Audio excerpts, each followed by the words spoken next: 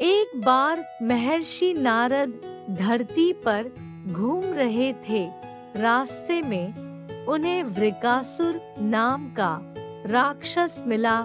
नारद मुनि को देखते ही उसने कहा कि मैं आपसे कुछ सलाह लेना चाहता हूँ। आप मुझे बताइए कि ब्रह्मा, विष्णु और महेश में कौन देवता जल्द प्रसन्न हो जाते हैं।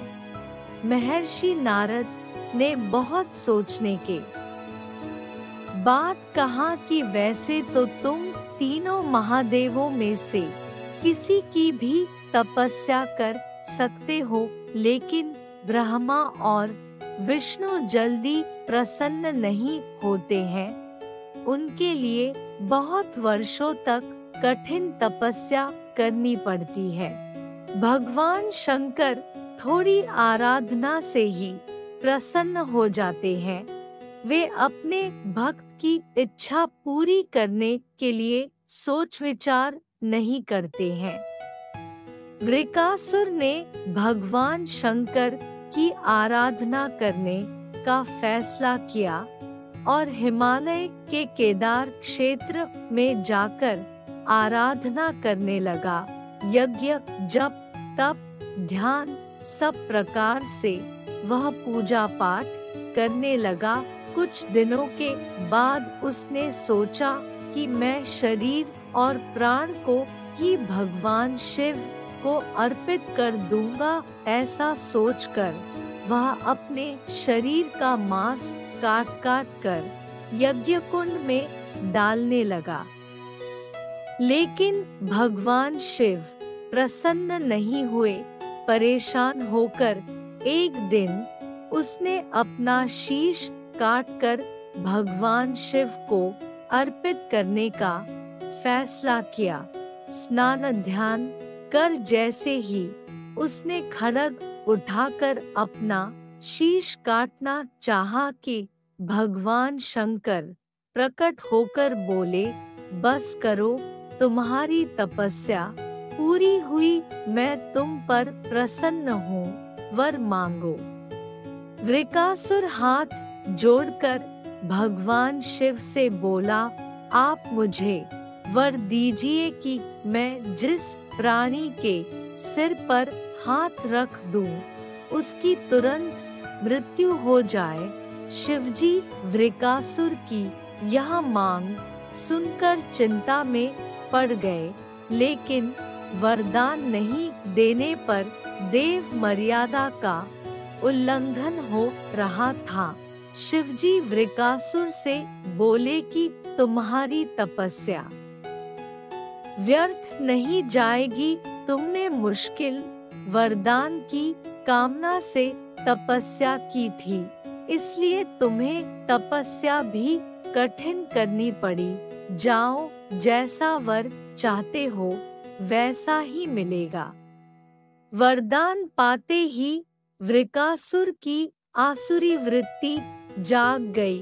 उसने कहा कि प्रभु, आपका यह वरदान सत्य है या नहीं, इसकी परीक्षा लेना चाहता हूँ। इसलिए पहले आपके सिर पर ही हाथ रखकर देखता हूँ कि इस वर में कितनी सत्यता। भगवान शंकर ने सोचा कि यह राक्षस कुछ नहीं सुनेगा। जब वृकासुर शिवजी के सिर पर हाथ रखने के लिए आगे बढ़ा तो वह वहां से भागने लगे। इस पर वृकासुर का क्रोध बढ़ गया। वह पीछा करते हुए चिल्लाया कि महर्षि नारद की तरह आपने भी मुझसे छल किया है।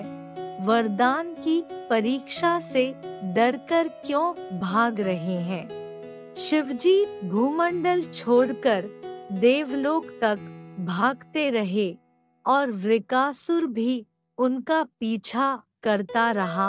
अंत में भगवान शिव विष्णु लोक पहुँचे और विष्णु जी को अपनी परेशानी बताई। विष्णु जी ने हंसकर कहा कि कुछ भी हो, आपके वरदान की सत्यता तो सिद्ध करनी ही होगी। भगवान विष्णु ने योगमाया से एक वृद्ध तेजस्वी ब्रह्मचारी का स्वरूप बनाया और वृकासुर की ओर चल पड़े। भगवान विष्णु को जब वृकासुर आता हुआ दिखाई दिया तो उन्होंने आगे बढ़कर उसे प्रणाम किया। उन्होंने वृकासुर से कहा कि असुरराज कहाँ भागे जा रहे हैं? लगता है कि आप बहुत थक गए हैं। शरीर को थोड़ा आराम दीजिए। आप सब प्रकार से समर्थ हैं। फिर भी मेरे योग्य कोई काम हो तो बताइए। तेजस्वी ब्रह्मचारी की बातें सुनकर वृकासुर ने शिवजी के वरदान और उसकी परीक्षा की बात बताई। इस पर और ब्रह्मचारी, तुम किसके वरदान की परीक्षा लेना चाहते हो? शिवजी का तो अपना कोई घर ही नहीं है। वह खुद भूतों प्रेतों के साथ घूमते रहते हैं। वह भला किसी को क्या वर देंगे? वर देने वाले तो ब्रह्मा और विष्णु ही हैं। विष्णु जी ने वृकासुर से कहा कि तुम्हें वरदानी होना था तो ब्रह्मा या विष्णु की आराधना करनी चाहिए थी। शिवजी के पीछे बेकार दौड़ रहे हो। वरदान देने वाला तो खुद इतना शक्तिशाली होता है कि उसके वरदान का असर खुद उस पर नहीं हो सकता है। उन्होंने तो तुम्हें झूठ मूठ का वरदान दिया है। तुम्हारी तपस्या बेकार चली गई। ब्रह्मचारी की बात सुनकर वृकासुर निराश हुआ। उसका मनोबल टूट गया। वह कहने लगा कि मुझे तो देवर्षि नारद ने शिव की आराधना करने को कहा था। ब्रह्मचारी ने कहा कि तुमने नारद मुनि पर भरोसा कर लिया। वह तो ऐसे घुमक्कड़ साधु है जो सभी को उल्टी सलाह ही देते हैं। अगर तुम्हें मेरी बात पर भरोसा नहीं हो तो अपने सिर पर हाथ रखकर देख लो कि कैसे शिव ने तुम्हें झूठा वर देकर बहकाया है। ब्रह्मचारी की बात पर भरोसा हो गया कि शिवजी ने भी उसके साथ छल कर झूठा वरदान दिया है। उसका विवेक नष्ट हो गया।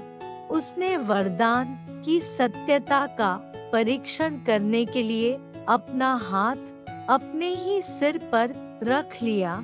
सिर पर हाथ रखते ही भयंकर अग्निपुंज प्रकट हुआ और वृकासुर उसमें भस्म हो गया।